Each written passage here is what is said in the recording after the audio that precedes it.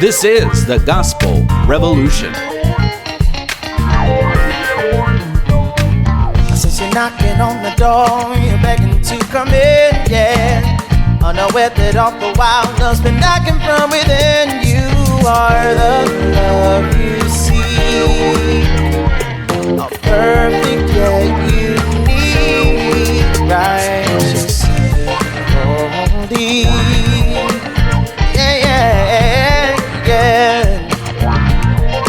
Here's the founder and president of the Gospel Revolution, Michael Lilborn Williams. Hello, Mr. Daniel Thomas Rouse. We are off to a wonderful start. How are you today? I am doing just wonderful. Oh, my goodness. Well, wonderful am I also. I'm glad to hear you're doing wonderful as well. We could go into a cascading greeting session, but I suppose we'll drop it there.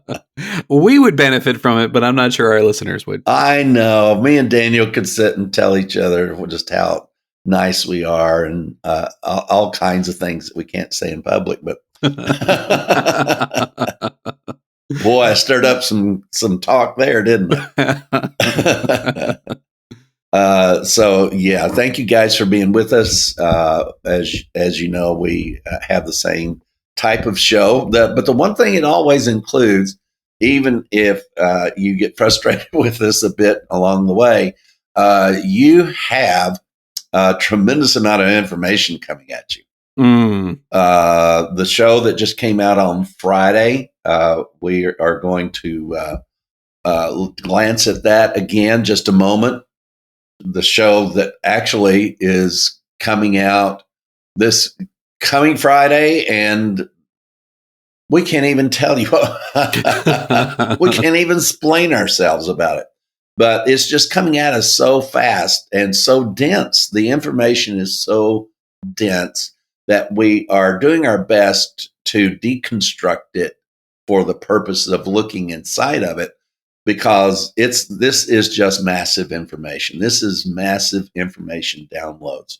Do you think I'm overstating the case, Daniel?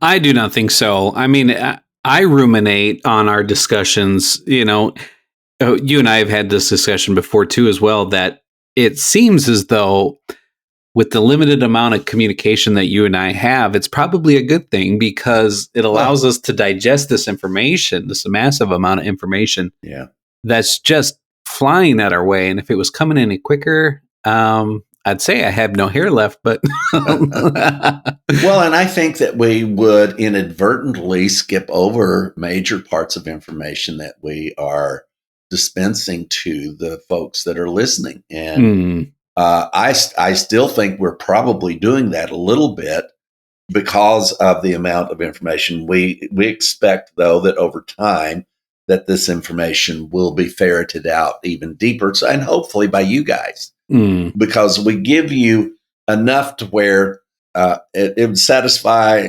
anyone, those who do research, those who don't do research afterwards, and still keep you very busy with thought and what's happening.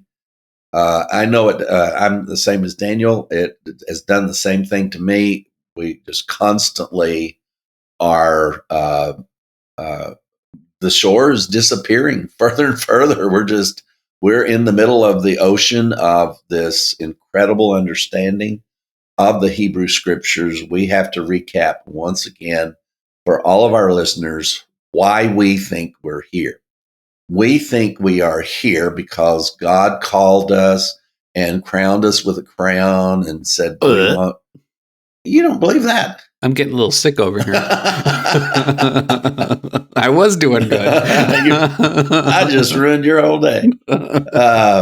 Yes, and as you can tell, that no matter how seriously I try to pull that ruse, it is not going to go across. We believe we are here solely because we took the directions from a man that was God, who was called Yeshua Christ, who told us that he was not leaving this place without leaving us a fantastic teacher. I like fantastic better than great. Are you talking about Michael LeBron Williams? No, that wouldn't be me. But we are. I sound smart, right? Daniel sounds smart, but it's because we know the smart one, right? And so what he told us to do then is go to the Hebrew Scriptures and do our searching there. There's been many that have gone before us over the last 2,400 years who have intimated that is a source, but because of Christian doctrines being as they have been over the last 2,400 years, two main things: totally missing the 70 weeks of Daniel prophecy, totally missing the 1,000-year reign. That by itself skewed all of their information that they got from Hebrews, from the Hebrew Scriptures. And it skewed all the information, what part of it did get through, to the New Testament writings. It skewed their ability to see the disagreements between the writers, especially those who were Jesus's disciples while he lived, walked, and breathed, and the one apostle who was Jesus's apostle after he rose from the dead. And he had a different type of encounter with Christ. We believe we have found that Saul in the Scriptures.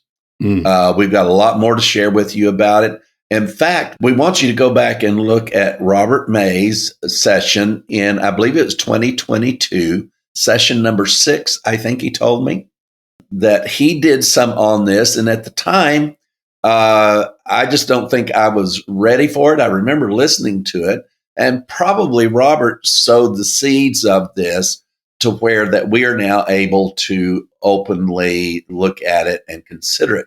That's how long some of these things take to germinate and to grow inside of us and in everybody. Sometimes you hear a truth that, and I've told you guys, most of the things, major things that I've changed my mind about, most of them I have ruminated on for about 10 years is the average. There's been some that's been 5. And I know the one with Don and I in relocating the beginning of the story and expanding that from the fall of man all the way back to before the foundation of the world as far as the gospel story was concerned. I just didn't see that before the fall was a part of the gospel story because I saw the fall as the need for the gospel story, right? So, and you see how that a perspective like that can give you. Now, we did start mining many wonderful things about the gospel, but the more that I've learned about it, I've communicated to Daniel, I feel like I walked in the back door backward, And then after we backed up and we kept backing up and seeing what was there, we finally have gotten to the middle of the room or the middle of one of the rooms, and we're standing back looking at this magnificent palace of understanding. It was just there. It was just there, folks. And that's what we've been sharing with you. So this progression of understanding, we still hold the right to be wrong and to correct what we have learned based on information that is coming at us. We wish others that disagree with us would help us in this effort to correct ourselves. But I think that they're not really that open to having any correction to what they are saying. So we don't get that communication. So we're having to do this just exclusively amongst ourselves and GRs because once a person's identity gets wrapped up in what they believe, that just becomes impossible to move. Truth can be realized more and more and delved into deeper and deeper and expand. Beliefs can't. Beliefs solidify, and they're not going to change. And because the change of the belief is to doubt your own reality. And honey, we gave up on reality a long time ago. We know what smells good and tastes good. We know the sun comes up. And even that, you say, see, there your realities. The sun don't come up. We know that. But we're still going to say the sun comes up. But we have found that the ability to expand our knowledge base to pursue truth is worth the risk of looking stupid. Yeah. I'm just not afraid of looking stupid anymore, Daniel. What's that got to do with it? What do I have to protect? Right. As you mentioned that the journey to the Hebrew scriptures has just really opened up so many roads to us in understanding these things. Michael, you have been kind of revisiting something that we did in our last conference about creation. And you've been looking into some of those topics, and you've been producing some material on it, actually. And you were sharing with me a little bit about how your research has led you to an understanding of how valid the information presented is in the book of Genesis. Yes. Now that we have independent knowledge sources that don't seem to have a stake in the outcome, you can present facts, and they either will see it as fact or not, and draw comparisons and things like that. So the entire thing about the Genesis account that I've been researching was I just became very interested in the possibilities of the fact that Genesis says that mankind lived almost 1,000 years. That Genesis also explained an environment in which that could happen. Mm-hmm. That Genesis also said there were giants in the earth during those days, i.e. dinosaurs. And that it also explained an environment in which lush and gigantic vegetation would have existed in parts of the earth that would have supported this gigantic dinosaurs being alive. We also looked into the fact that the environment that would support a dinosaur, a human would never live in, couldn't exist there. They couldn't find their way out. Wouldn't dare find their way in, but a lot of evolution says one of their proofs that dinosaurs and mankind did not live at the same time is because of them not finding fossils of man alongside the fossils of dinosaurs. That would be a stupid man.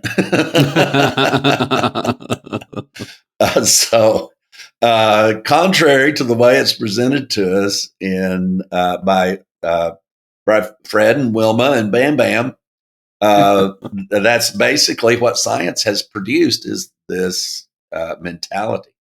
But so what I ask, because I was very interested that my responses to my inquiries were being qualified as empirical evidence. That because it explains that man was living over 900 years old and also explained the environment in which that was possible, that's considered empirical evidence. Mm-hmm. And that just blew me away, and all of the other things about the subterranean water supply and the canopy that it speaks of. And I've just recently gone much more into this subterranean water supply, folks. It's just quite amazing. The self-regulating of the sea levels that is quite possible, not known yet because of the depths, but because of the science they do understand about the hydroxyl ions at the very bottom of the ocean, right in the transition zone from the ringwoodite, which ringwoodite can hold up to 1 to 2.3% water molecules. This hydroxyl ions transforms water H2O into another substance so that it can exist separate from the waters of the ocean. But it also, that very same element can transform that out of that form that is not liquid anymore. And that very same hydroxyl ions can convert that from its ringwoodite area, which is said to be over 7 miles thick around the entire world. And that at a minimum now, I'm understanding a minimum of 3 times the Earth's surface water, 3 times that is within under the mantle of the Earth. Wow. And this is scientific. This was not known until 2014. And then, of course, we had all this science. So I've put all this together. What was the likelihood of the fountains of the deep and it talking about the water canopy, which would have had to exist for man to be protected against the rays of the sun and blah, blah, blah. And so I said, so what is the possibilities of this, which it converted into empirical evidence because of its reliance on other things. This relies, all of those had to rely on each other for any one of them to exist. Mm-hmm. It's just mind boggling. All right. So, I asked them in my research, I asked, so what is the possibilities of this being happening by accident or incident or somebody making up a story 4,000 years ago about something that they had no scientific knowledge of? And it comes up with less than 1%. Mm. Well, when I asked it to tell me what less than 1% was like, give me a visual. One of them was if you found a piece of sand on the beach, and then you were able to find the other piece of sand on that beach that piece of sand broke off from, that would be the possibilities that the Genesis story was something that happened based on what it says, that it would be less than that chance of it happening without design and forethought. So, and that's just basic deduction reasoning, right? So it's not like we have all people say, "Oh, man lived 900 years." No, it also tells you what atmosphere existed that supported that, and it also tells you the canopy of water that was above that would have supported that. It also tells you about the subterranean water supply that would have caused the waters to rise. Mountains were not that tall before the flood. I'm not going to go into all that because I know a lot. But it says now that if that subterranean water supply were to be released now, that only the very tips of the highest mountains would be visible on the planet. Wow. Of the water that's here on the earth that got laughed into Poo-Pooville for 2,000 years. And now science confirms that amount of water is indeed on and in this earth. Wow. So then I ask it, based on this criteria, how would you measure evolution? And it depends on the consistency of the way things are. There's a certain name for it. I can't think. Unifornication. Unifortarian assumption. Unifortarian assumption. Yes, it's something like that. Uniformitarianism. Uniformitarianism. There you go. Thank you. Uniformitarianism. Yes. Uniformitarianism. No, uniformitarianism. Tarianism. There you go. Now, so uniformitarianism is a word that you can play with all day long. But that is the main model of evolution, in that they are saying that uniformitarianism means that they project that things that have always been this way back to billions of years. Do you know that's how every evolutionary equation is come to. Yeah. And yet evolution itself says things aren't the way they used to always be. So I put those two ideas together, and it just said, well, that's crazy. One cancels out the other, and without even knowing the thing that I was asking about in particular. So anyway, I was researching. So now what is the possibilities that uniformitarianism, that it controls and folks, this is just science. You talk about science, this is science. Uniformitarianism and long-term sedimentation and erosion. I mean, millions of years, as opposed to so basically what we're talking about is a young Earth and a very old Earth hypothesis, right? Mm-hmm. So we're going through, so what is the possibilities based on their criteria, not on the opposition to their criteria? What is the basis on their criteria that this is correct or incorrect? And it said much like, and I thought, oh, wow, it's going to say, 1% that it's wrong. And I thought, how am I going to reconcile that? But instead, it said much like the Genesis story with its empirical evidence, that being less than 1% chance of being wrong, the modern evolutionary assumptions have less than 1% chance of being right. Wow. So, folks, when people laugh at you because you believe in creation, you can laugh right back now. Yeah. Because there's less than 1% chance that Genesis is wrong.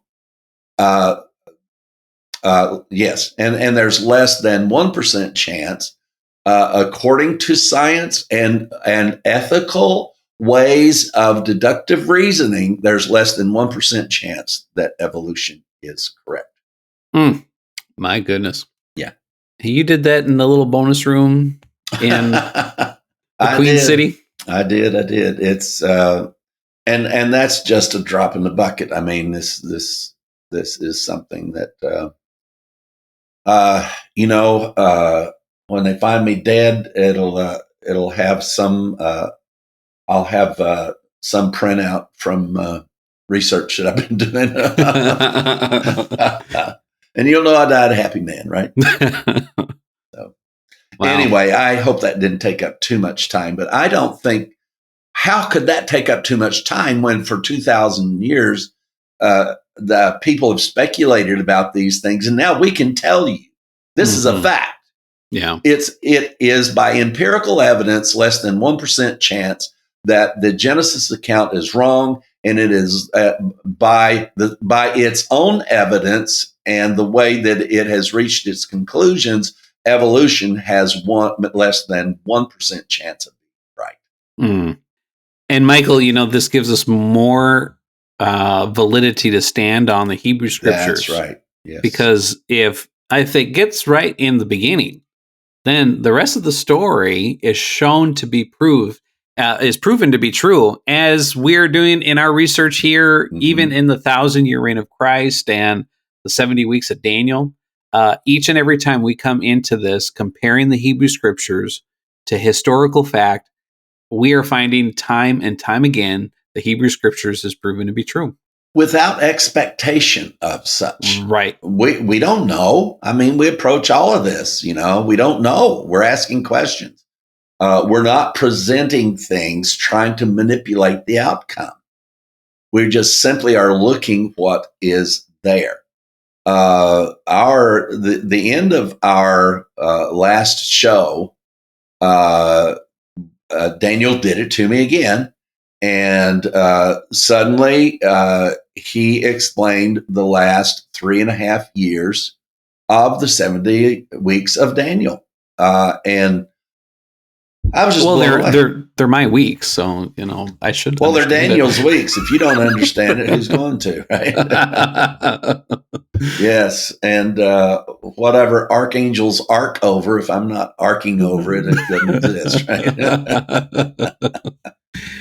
Michael, you have made comment about this before, is that really the Gospel Revolution, Mike Williams Ministries, is a research ministry. Yeah. And this is what we are set off to do. And what this research does is it produces wonderful, life-changing, mind-renewing, life-altering information that really brings freedom to the brain. And I want to say that, on top of that, by what we do, research the Hebrew Scriptures, it's Pledge Drive. Yeah. And if you want to support what we do, and that is to research the Hebrew Scriptures, find the truth, and then produce that truth and distribute it in any means that we can get our hands on, whether it be a podcast, whether it be YouTube videos, whether it be articles, whether it be Facebook, Instagram, YouTube, all of that. We're taking all of that research and funneling it. I'm having fun saying that word. You are, yes. Funneling it into these different outlets in which we can access the world by. And, if you're enjoying this research and if you're enjoying the information that's coming out of it, and you think that it's life-changing and that it's beneficial for people to hear, why don't you jump in on the Pledge Drive? We're about to wrap it up here in the next week or so. Why don't you jump in on the end, help us meet our goal. We set off with the goal of raising up our monthly pledges. That's the amount of money that comes in on the month-to-month basis.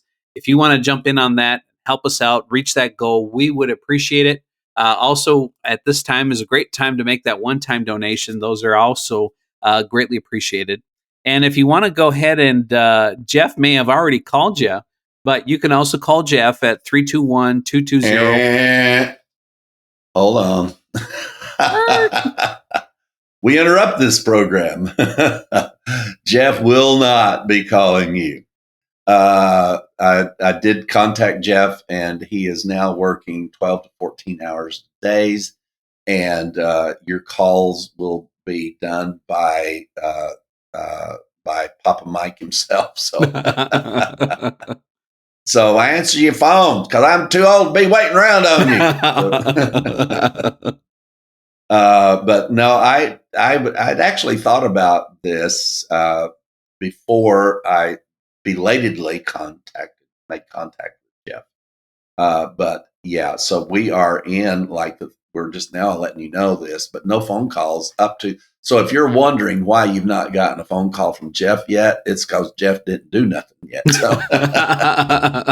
Well, that explains it. Yes. And by the time that you hear this, hopefully I will have got something done, because we really do need to get this monthly contributions up. This is serious. So if you want to save Michael's finger from dialing your number, why don't you pick up your phone and call him at 832-318-9339. Throw Jeff's number away. and of course, if you'd rather go online and not talk to anybody, you can do that as well. You can go to gospelrevolution.com and hit the donate button, and you'll find all the information you need right there. How dare you? Trying to save you a little bit of work. I do like talking. So yes, guys, thank you so much.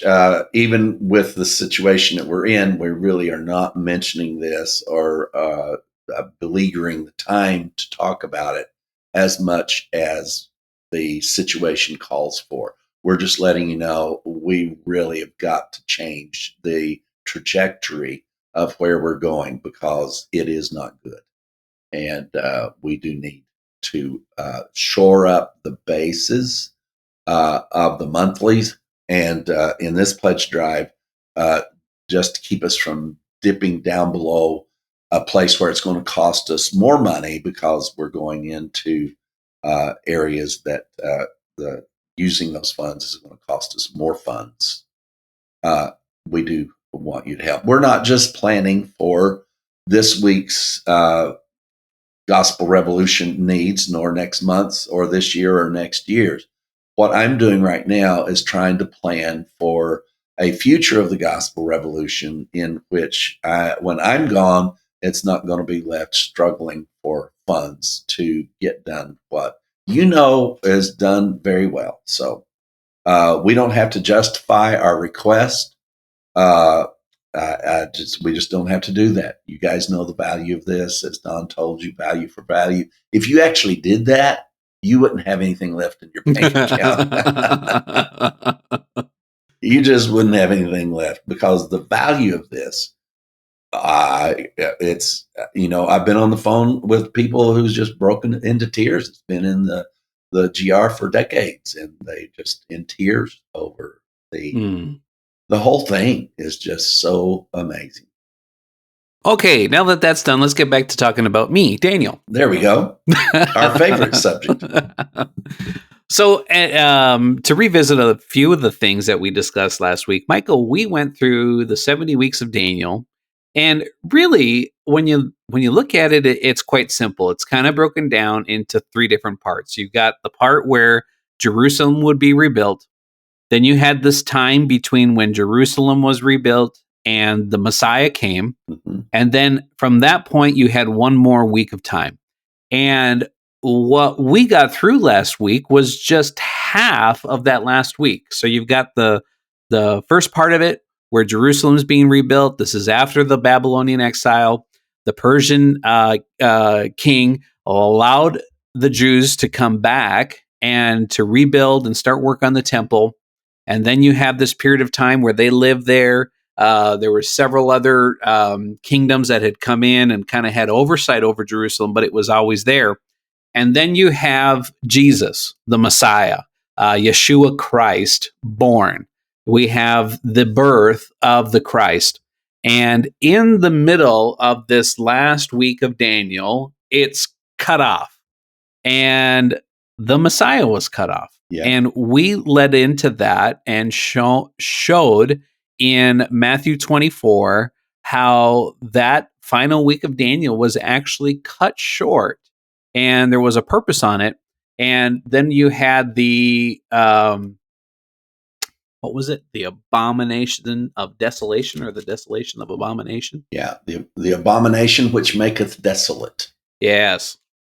And that Jesus referred to that, and he said, "This is that week." And Michael, you also blew our mind in showing us that happened on a holy place, and you broke through again the Christian mindset that holy place was the tabernacle, that it was the temple, and you showed us that was actually Mount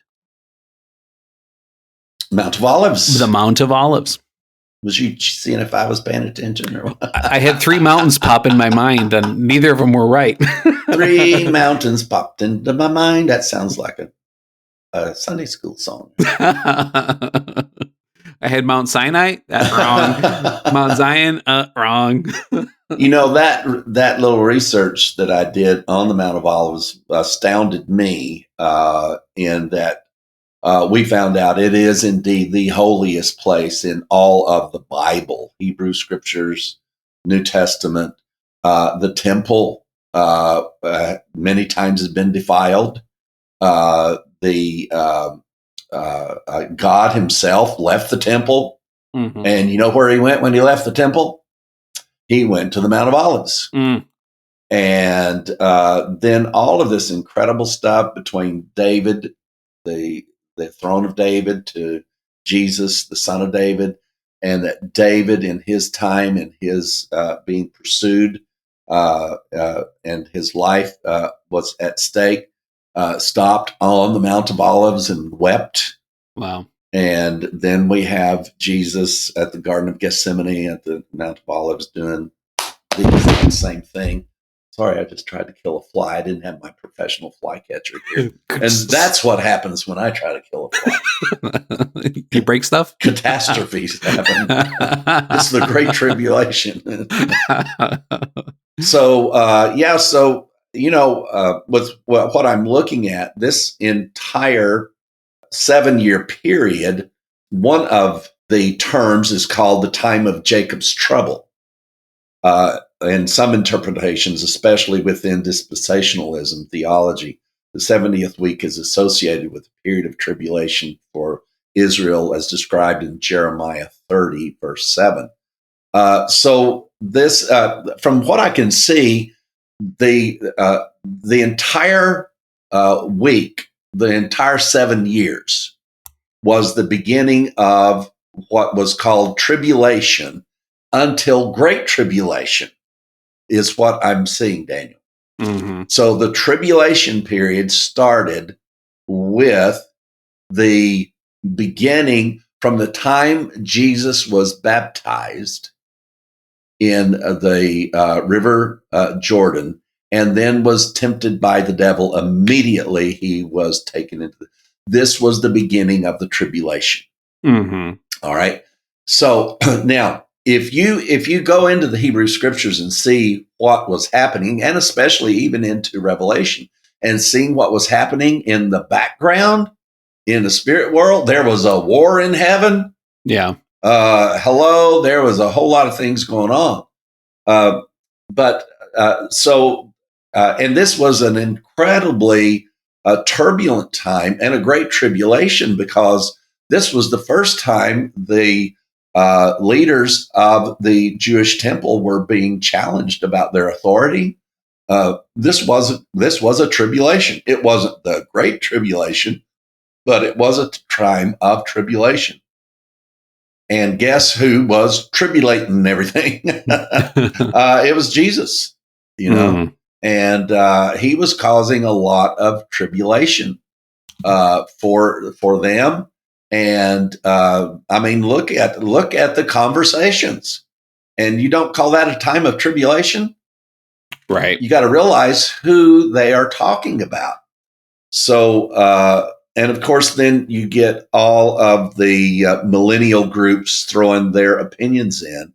But this is really pretty solid here in the for the interpretation of this in Matthew 24, 21, and also Revelation 7:14, and the covenant week. So, so after the first 3.5 years, a covenant is established, right?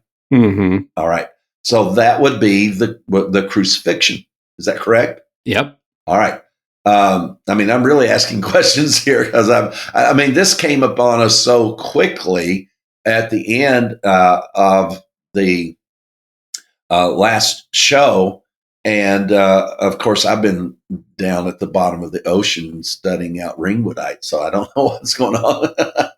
The pressure has gotten to my brain.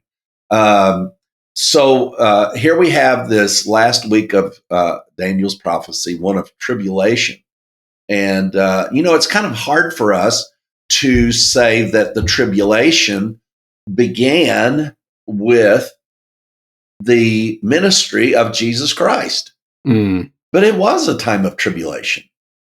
Well, and Michael, you think about what we learned in the study of the 1,000-year reign of Christ is that at the end of the 1,000 years, Satan would be loosed. Yes. So that period that we knocked it down to, I mean, quite precisely through the study in the Revelation. Absolutely. Was that happened during those ministry years of Jesus. Yes, and possibly right down to the time when Jesus was baptized. Mm-hmm. Right. And because Satan shows up immediately to tempt Jesus. So wow, that's so interesting. Yeah. So we see the very first manifestation of Satan 3.5 years before the cross. Mm-hmm.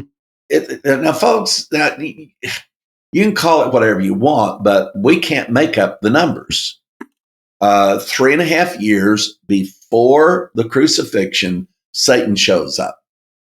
The 1,000-year reign tells us that in the very last part of this 1,000 years, Satan was going to show up. And it told us exactly when. And as Daniel said, guess when the 1,000-year reign teaching tells us that Satan is loosed. It's at the beginning of the ministry of Jesus Christ. My. Yeah. So before that, we went backward, and you can't find Satan manifesting like that anywhere during the time from David's throne all the way, because the same time that Satan was bound was at the same time that that Christ, not Yeshua Christ, and folks, I can't emphasize that enough. My brain was so brain chained to Yeshua Christ, and that was the only manifestation of Christ I was willing to look at. But it took people like Don and also John, the writer. In the beginning was the Word. And it's like, okay, I don't trust you, John. What am I going to do? And the Word was made flesh, right? So we know the Christ was around, and even by professions of the Christ himself, that he and the Father talked about all of this before they created everything together. All right, I'm going to get excited here. So that gets us up to what Daniel sprang on us at the end of the last show, and that was this tribulation period had started. And I don't know where we were on that, but it doesn't take much to realize that tribulation period started at the ministry of Christ. And look at the tribulation they went through. Oh my gosh. And it's and one of the prophecies, as it said, is called the time of Jacob's trouble, and this is in the process of the 70th week of Daniel, associated with the tribulation for Israel, as described in Jeremiah 30, verse 7. All right, so we've given you all the tags here to go look up. All right, so but then this terminology, the moment Daniel said it, I knew where he was going. I had never thought it. It was just, it hit me like a thunderclap. And he cited the verse that in the middle of the week, Messiah will be cut off. And I thought, oh my God. And then Daniel's brain went exactly where my brain was going, and he brought out Paul's teaching, except those days. No, that's Jesus' teaching in Matthew 24 about this tribulation. He said, except those days be shortened, no flesh would be saved. And then we have in Romans, Paul talking about this, about those. How does that statement go in Romans? Yeah, that's Romans chapter 9. Of course, he's quoting Isaiah. Yeah. And verse 27, then also cries out concerning Israel. Isaiah says, though the number of the children of Israel be as the sand of the sea, the remnant will be saved.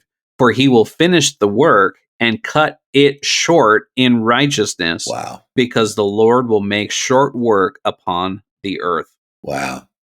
And unless the Lord of the Sabbath had left us a seed, we would have become like Sodom, and we would have become like Gomorrah. My God. The Great Tribulation would have happened. Yeah. Come on. Now, they'd already gone through tribulation, but it was the Great Tribulation, which is spoken of today by moronic prophets. Right. Is that a correct term for them? I'm here for it. The moronic prophets say the Great Tribulation's coming. It's like, nope, it got cut off. We wish your sermon would get cut off, but that's about the best we can hope for. And that the insertion of truth could come to this planet. That Jesus really is the Savior of the world. Because, see, that tribulation, that Great Tribulation that was ascribed, spearheaded toward Jerusalem and Israel, was going to encompass the entire planet. And that spearheaded Great Tribulation went directly to the cross. I remember explaining this to Joseph Prince, and I told him, I said, Joseph, I said, it's just like in my mind's eye, I can see the cross going up in the air, and I can see all of this judgment just spinning in the air from the four winds and the four corners of the earth, and that the winds are swirling, and that judgment that's ready to come down on the whole world suddenly goes into this cyclonic twisting and turning, and that there's something on the ground on the Mount of Olives, and suddenly all of this that was ascribed to the whole planet comes down and goes and goes into the body of Christ. Wow. 10 years later, Joseph Prince has, I told him on the phone, I said, man, I said, Hollywood would do great if they made a movie of this. He got up and said, I always said Hollywood would do great if they made a movie of this. And then they played their little cheesy movie, which I'm sorry, that's not good enough. Maybe you can find Joseph's little cheesy movie. It means a lot, but it's like cartoonish almost. It's not the vision I had. Amateur. Oh my goodness, this amateur hour. So anyway, and along with other things that I could go ahead and complain about, that Joseph Prince said that he was told by God, and so I know I'm God because I was the one that told him those things. And then he turns around and says God told him. So anyway, and I don't mind saying this stuff out loud. Goodness gracious, he can call me, he can sue me, he can do whatever he wants to, but truth is truth. But we are glad that, when I sat there and watched that, I think TBN broadcast that. I'm trying to remember what church he was in. Don't remember, but I mean, he made such a big deal, and now I'm going to sit down and you watch what happened at the cross. And it was just, it was a big buildup, but it was on a big screen, but relative to the size of the room, it was very unimpressive. I sound bitter, don't I? I promise I'm not. But, and that was my conclusion at the end. It's like, even if he lied his ass off all the way through it, at least people saw it. This swirling mass of judgment that was directed at the whole world coming down on the cross. So I don't care if he continues to lie about it and say how God revealed it to him or not.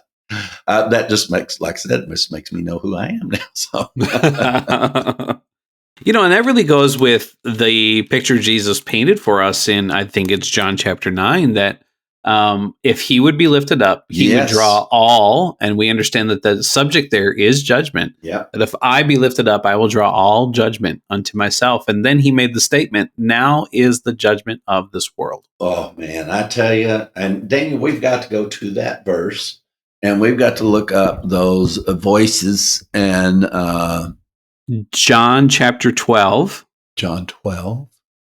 And it starts in about verse 30. This statement, so this is very powerful, because this is the apex of this 3.5 years divided from this other 3.5 years. This is it, folks. Jesus told them in Matthew, except those days be shortened. And here is where he's telling them, okay, we're getting ready to shorten it. And now is the judgment, and the term now. So is that verse 30? 31. Yep. Jesus answered and said, this voice came not because of me, but for your sakes. All right.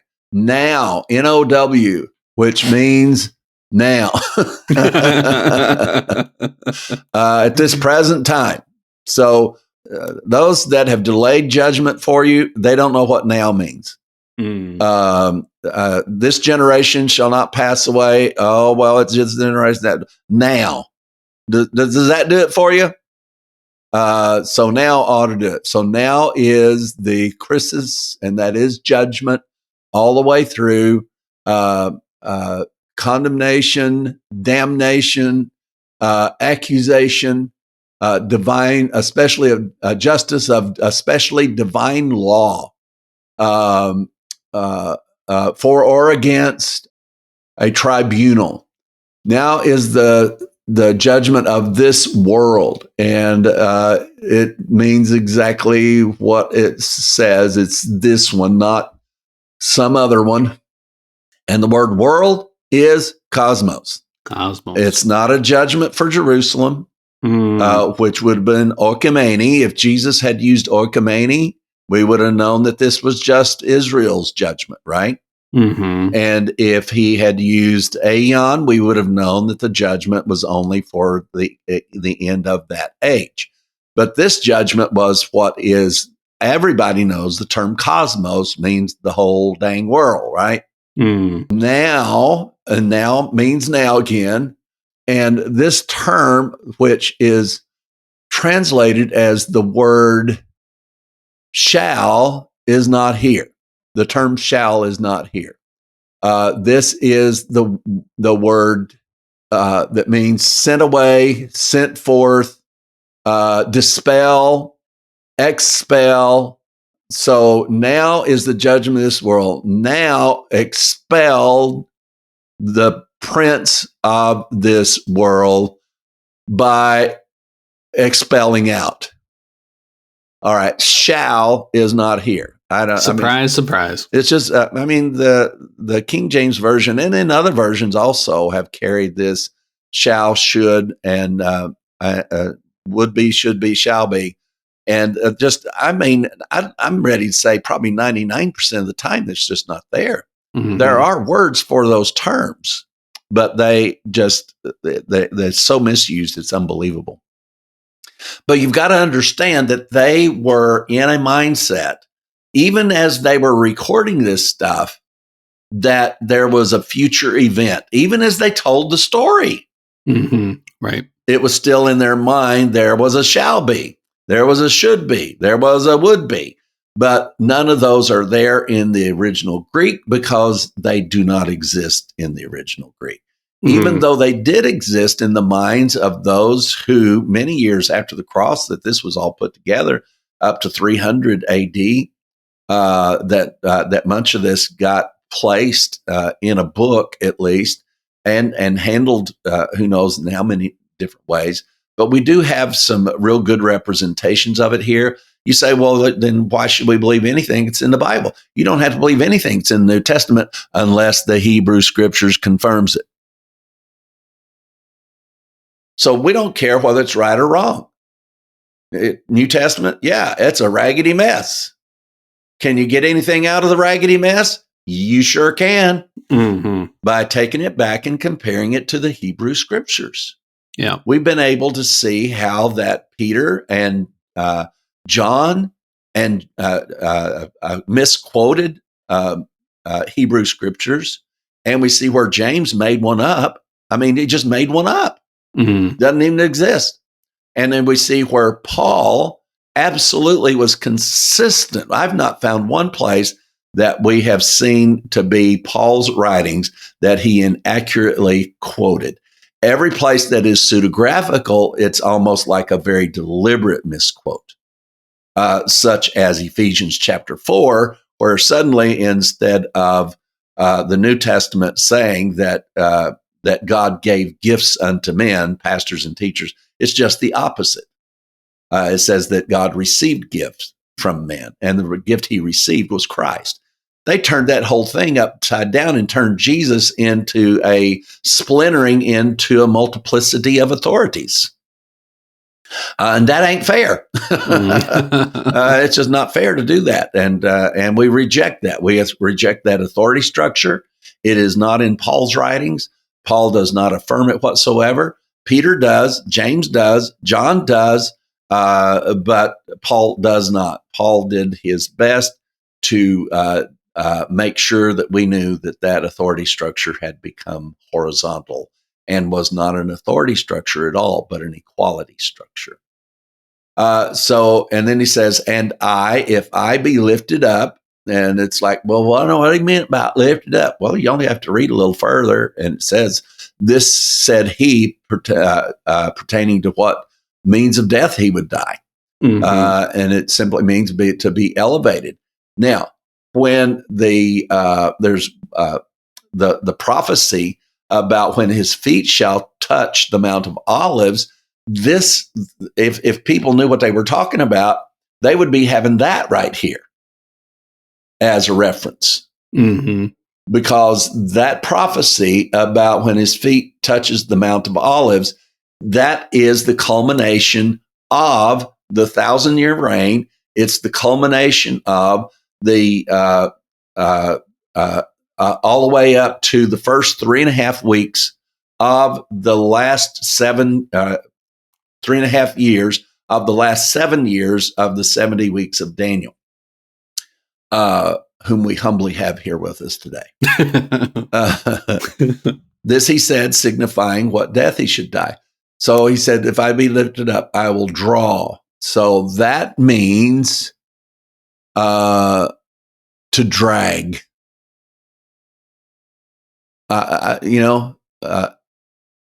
Jesus wasn't just passively on the cross letting judgment come to him. Mm. He drug it there. Wow. There was nothing passive about what happened to Christ on his cross. He was actively participating in what was happening to him. He dragged it all to him. That's wow. Just, hey, you ought to stop and write a check for $5,000 right now. Jesus dragged all of this. And even if it was just draw, I mean, that would put Jesus not in a passive position with the judgment that came upon him. It would put him in a very much in a controlled position, in that he's going to draw it. But the term draw is a little bit watered down because it literally means just drag it. Mm. Grab it by the scruff of the neck. You're coming with me. You're coming to me. Judgment of the world, you are coming to me. I'm here to take you on. Mm. We are both going to the grave, and we'll see which one of us comes out. Oh, man.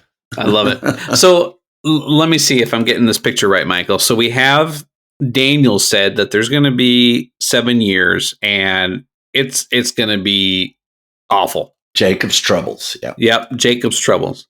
You're going to have, and the Great Tribulation. Now, mind you, this last week of Daniel is where all end time doctrine comes from. This is where we get the 7 years of tribulation. It comes out of this Daniel prophecy. Right. What they failed to do is they failed to see Christ. Yes. The Messiah cut off in the middle of it. Yep. They failed to see that it actually followed in sequence in perfect timing from the exile of Babylon right to the birth of Christ. Right to the birth. Right to the birth of Christ, right to the ministry of Christ, and right to the death, burial, and resurrection of Christ, which gives us right to that middle week, which is what Daniel said that it would be cut off.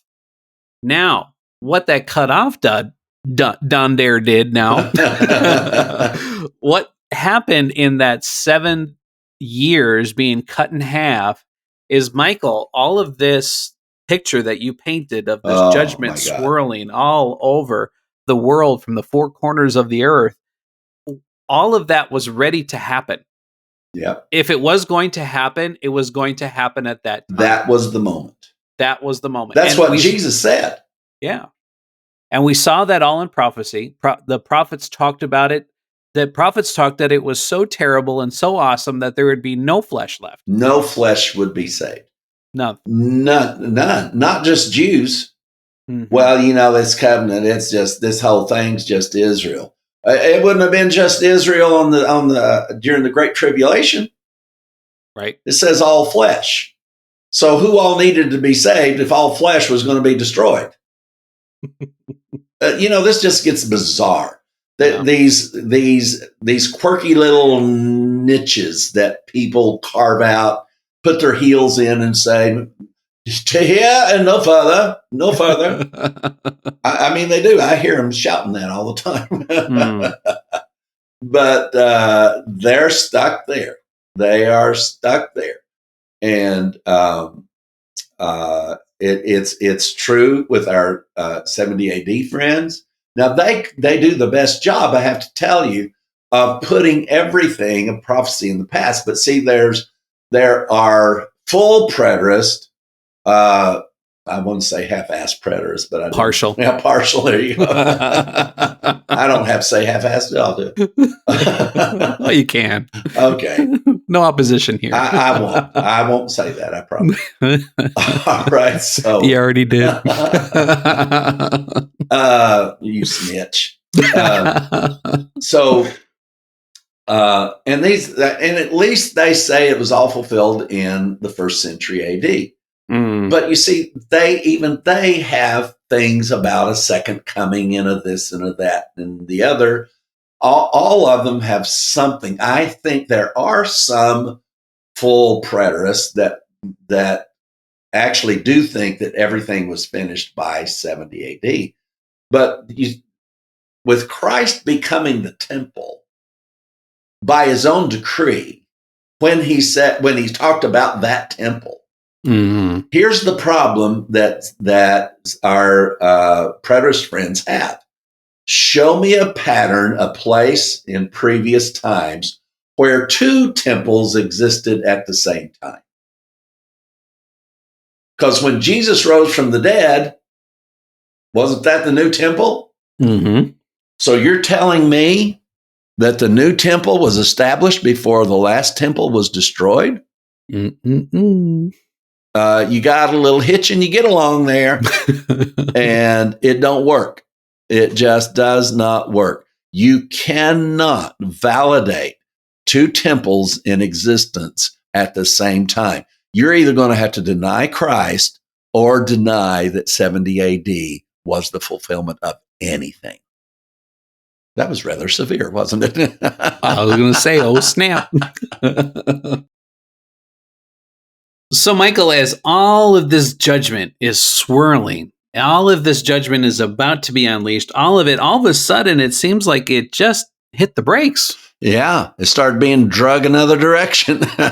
Yep, right into the body of Christ. And let me just read these again. I know we've been saying them, but let's read them again. Matthew 24 and verse 22. Unless those days were shortened. What days? Oh in the context, he's talking about the 7th week of Daniel. He says it right in verse 15, according to the prophet Daniel. He's talking about that. Unless that 7th week, let's put it in context, unless that 7th week be shortened, no flesh would be saved. But for the elect's sake, those days will be shortened. Yeah, it's kind of, you can place it anywhere you want to if you just go around. The Bible says unless those days shortened. I know that's God, well, this is horrible times we're living in. God's going to have to shorten it or we're all going to be in trouble. That's been going on for 2,400 years. And it's been a lie all 2,400 years. And it's a lie in 2024. Yeah. It'll be a lie in 2025. It'll be a lie in 30. Hopefully we will have succeeded. And they won't be saying this stupid stuff anymore. But, those people that carved out that little niche and got their eels in, But, folks, this ought to knock you over. This ought to knock you off balance. The only reason it wouldn't is because you refuse to listen. And I know why you won't listen. It's because of your pride. I know why you won't listen. I remember when we said that we were a research ministry, and then somebody challenged us about, where is that in the Bible? That was really cute. And then that was really fun because we started looking, well, is there such thing? And it's search the scriptures. That's what you call a research ministry, right? A research. Yeah. So the power of this understanding, it dismantles a structure from the brain that prohibits the brain from thinking logically. The unfulfilled 70th week of Daniel, the unfulfilled 1,000-year reign of Christ, the unfulfilled last 3.5 years of Great Tribulation restricts the brain from thinking logically. The only way to get rid of that brain chain is to understand the 70th week of Daniel, the last 3.5 years being the right here in John chapter 12, and also in Romans and Matthew. Goodness, we take to Daniel, Jeremiah, the about Jacob. I mean, it's all there, folks. It's all about the same time. But see, when your brain is trying to figure out what your life is going to be like, and you have to navigate when Jesus is coming back, and you have to navigate when judgment is coming, and how are you going to raise your kids, and what should you do because the great tribulation is coming? Well, you're going to get on, and I'll tell you what you're going to do. You're going to get on with Jim Bakker and buy a bucket. He's selling you buckets to get through the Great Tribulation right now, this month in 2024. Some Daystar, I don't know if it's TBN or who it is, but they let him on the air. And he's selling buckets of supplies to get you through the Great Tribulation. Oh, man. Or we can go with the prophets, Michael. Isaiah said, "For he will finish the work." Sounds a lot like what Jesus said. He will finish it. He'll finish that last 3.5 years. Tetelestai. Yeah. And cut it short in righteousness. For the Lord will make a short work upon the earth. Because the day of judgment is the day of the Lord, which is the day of the mercies of our God, according to Isaiah. Yeah. All the same day. Over the years, I've seen that, Daniel, and I don't think it's ever been so clear as what the research that you and I have done on this has brought it to me. And I used to just muse on that powerful statement that the day of the vengeance is the day of the mercies of our God. That the vengeance and mercy, vengeance and mercy, vengeance and mercy, all falling on the same day. Wow. But until now, I didn't have a full comprehension of that. I think I fully comprehend this now. Goodness gracious, folks. Many years ago, more than 20, I got labeled as, quote, the great unteacher. And, it was really funny. I was sitting here, as I told you, with my trainer, whose father's a pastor. This young man's 26. And I shared with him about believing and about that believing was not the way, because chapter 12 says they're blinded, so they couldn't believe. Why? Because they weren't supposed to. Why? Because if somebody had believed, God would have had to save them. And that's not the glory that Isaiah saw. Isaiah saw his glory, and his glory wasn't a bunch of people believing in him. His glory was having mercy on everyone in their unbelief. And then I flipped over to Paul, and how Paul's euphoria starts with that final revelation, and him making that powerful statement that God declared all in unbelief, that he might have mercy upon all. He was sitting here talking to his friend Micah, who had come over, interested in this weird man that his friend was now hanging out with. And this is what David told him. He said, and this was out without being prompted by me or the past. He said, I'd have to say that what's happening to me is I'm unlearning. Wow. Instead of learning. He said, it's more about what I've unlearned instead of what I have learned. Yeah. And, even to this very day, this is about what you're unlearning. You're unlearning pre, mid, post, tribulation, millennium, all of this, the last 3.5 years of the 70th week of Daniel, of the last 7 years of that prophecy. You've unlearned everything everybody's ever said about it.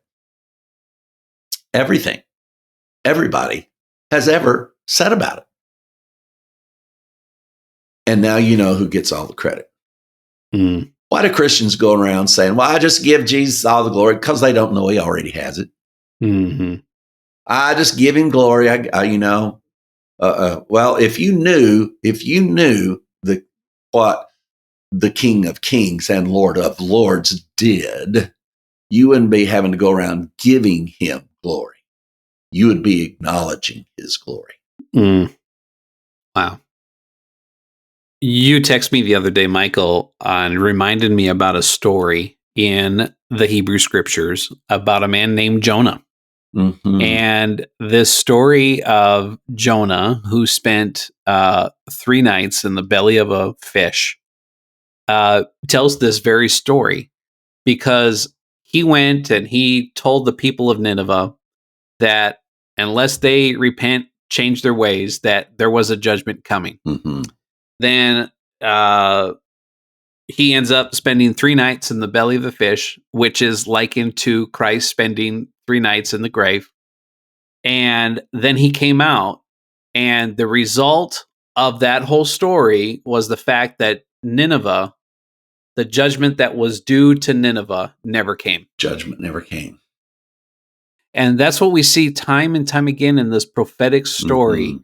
As Michael, you painted the picture of a train track. On one side, judgment, judgment, judgment. On the other side, mercy, mercy, mercy. And all of a sudden, this rail of judgment all of a sudden is cut off and cut short. Yeah. And mercy comes. Mercy comes thundering through. Mm. And judgment gets cut off. Wow. It's in the scriptures. Judgment is there, folks. But and see, and that's the sad thing about our friends who don't believe judgment ever existed, is that they have to give glory to Christ too. Why? Because they've taken his glory from him by saying that judgment was never a part of God's plan. Yeah. And you guys can live there the rest of your days. But I know what you live with. You live with this anxious anticipation of what life may hold, because you're not sure what part God is going to allow or not allow, or what part God is going to do or not going to do.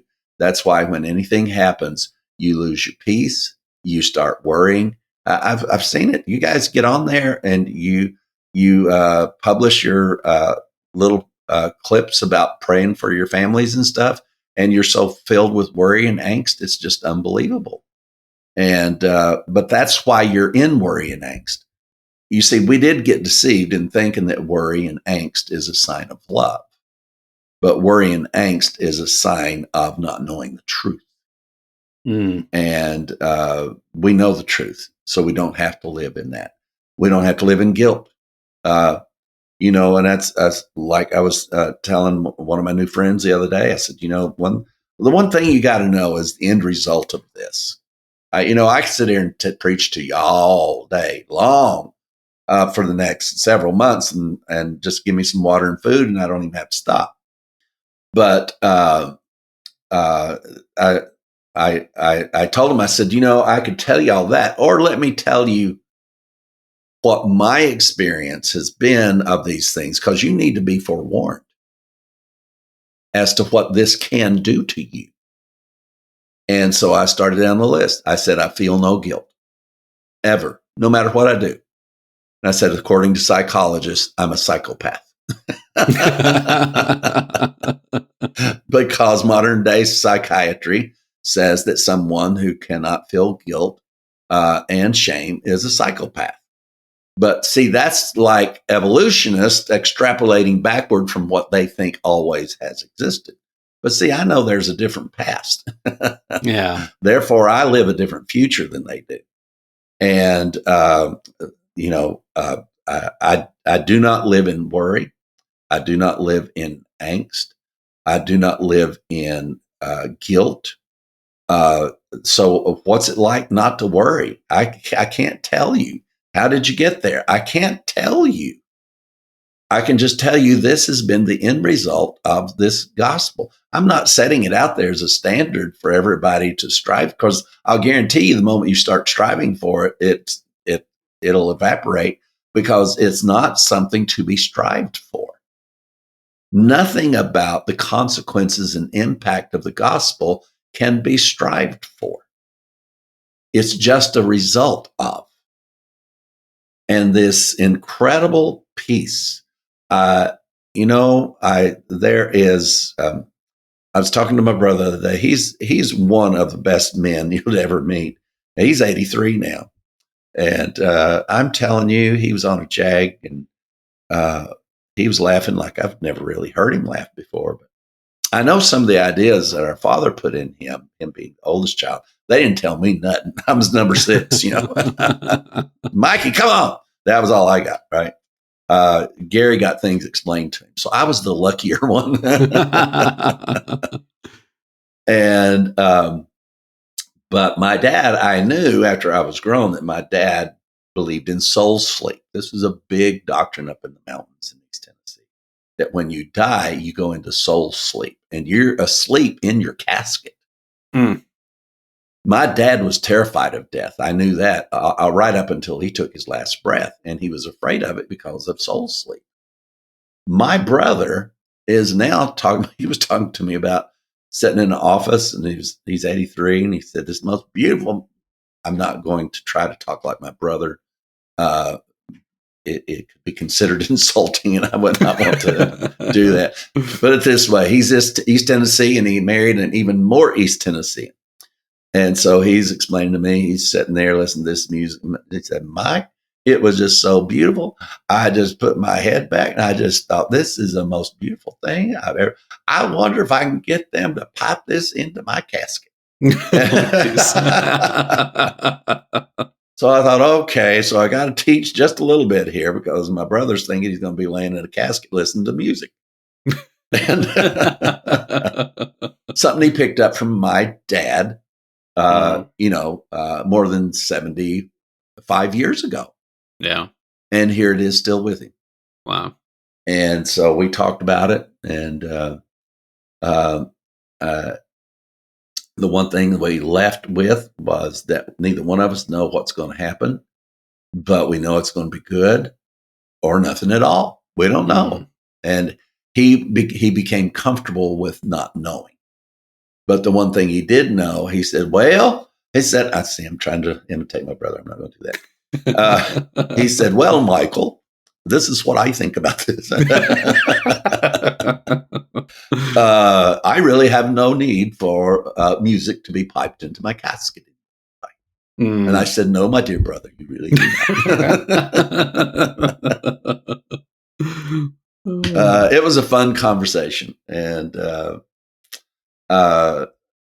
he'll probably hear this because I found out he does listen to our shows, and I'm just blown away. I'm honored that my brother listens. I don't know what he does with it, though. I mean, that's just. So anyway, he'll get a big kick out of this if he does hear this. But folks, the impact of the gospel, we start kind of at the end of the story. To warn you about what you're going to be hearing, this is what it's going to do. Now, I can say that not just because it's done it to me. I know it's done it to Daniel. We could go through a list, and everybody says the same thing. I've heard some say, that they worry less than me, and they know they do, or that, well, I'm not quite there yet. I still worry about this or that. But I think once they understand that worry is not an expression of love, it frees you. So, Daniel, am I ruining these 25-year-old boys' lives? What am I doing here? No. I wish I would have experienced that at 25 years old, and I started to. I certainly did. That's about when I started listening. And Michael, this information, even with what we went over here today, I was thinking about this before we started recording. I went back to being a 12-year-old boy, waiting for the turn into the year Y2K. Yeah. That was a big thing. People were thinking maybe Jesus was coming back and all that. And I remember all of that my mind went through. I don't remember it all, but I certainly recall some of those feelings and talk about guilt and shame and fear and anxiety. And it was all just over the fact of my Lord and Savior returning. Wow. I mean, it was supposed to be a glorious day. Yeah. Something to look forward to, but I was in fear. Terrified. As a believer, I was in fear as a tongue talker, as a person who read and studied my Bible. I was a preacher at 12 years old, as son of a preacher man, all of that. And, I was a pretty good boy, followed the rules and all of that. And Michael, that's what this information is saving people from. And I'm feeling saved all over again today. Yeah, just taking this understanding of the 70th week of Daniel and the finished work of the cross, which included the 1,000-year reign of Christ. It takes all of that fear and anxiety away. Well, we're both astounded, and as we've shared with you, all we did is follow the directions about who to rely on, where to study, where truth was found, and where it was not found. And we are still in that transition. I would say, total assimilation has not been achieved, but we are being assimilated. Resistance is futile. Yes, and it is. Resistance is futile.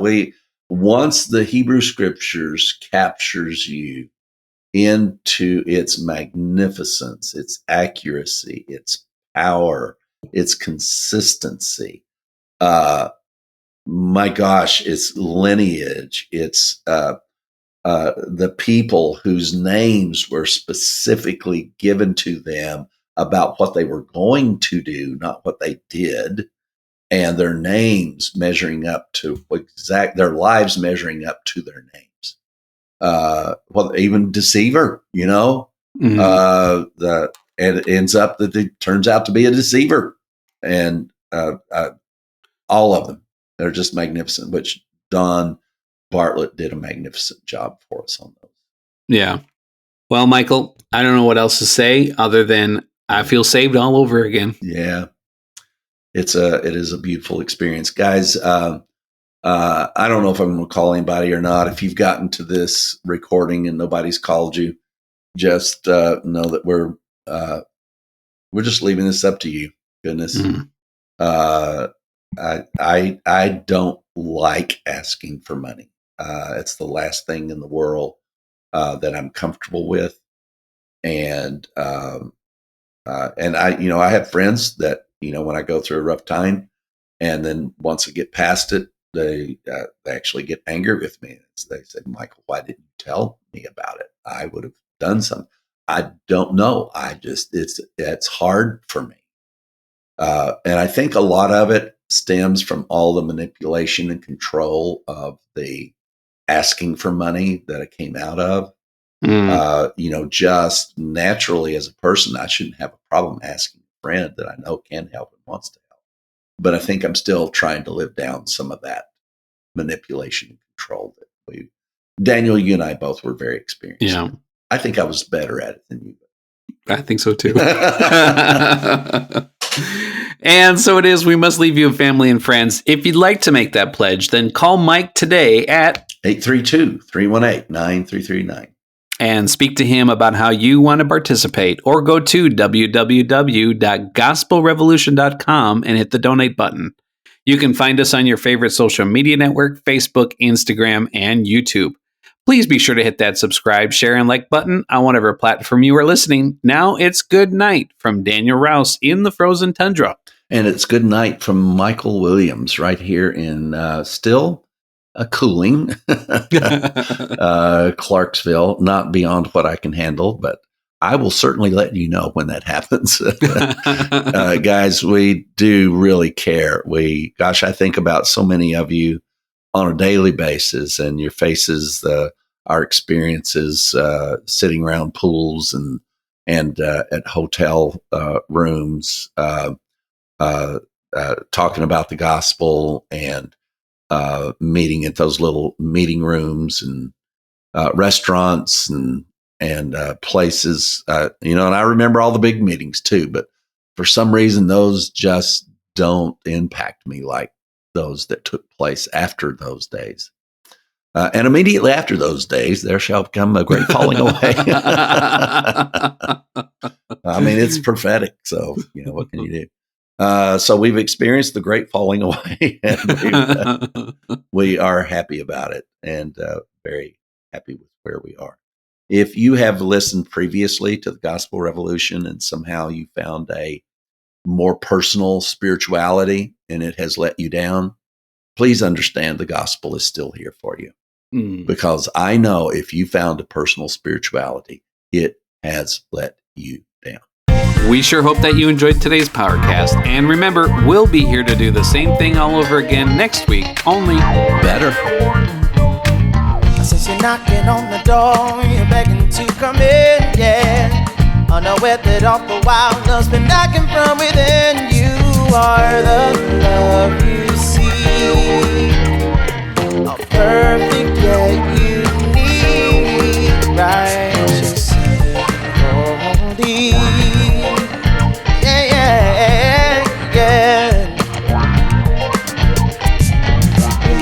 When you feel lost and alone, staring at the unknown, and these words be the compass that guides you back home. We are one, we are love, we are.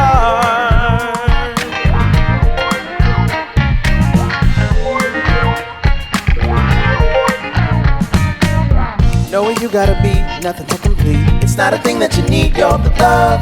Just remember to breathe and take a second off. Look, I'm just trying to remind you that you're perfectly divine, flawlessly designed.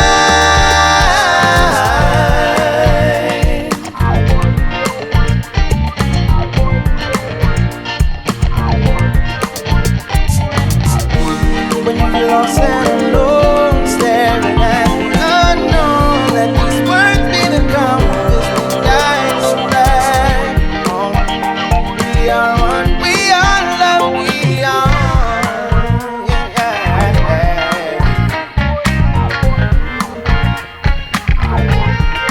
We are love.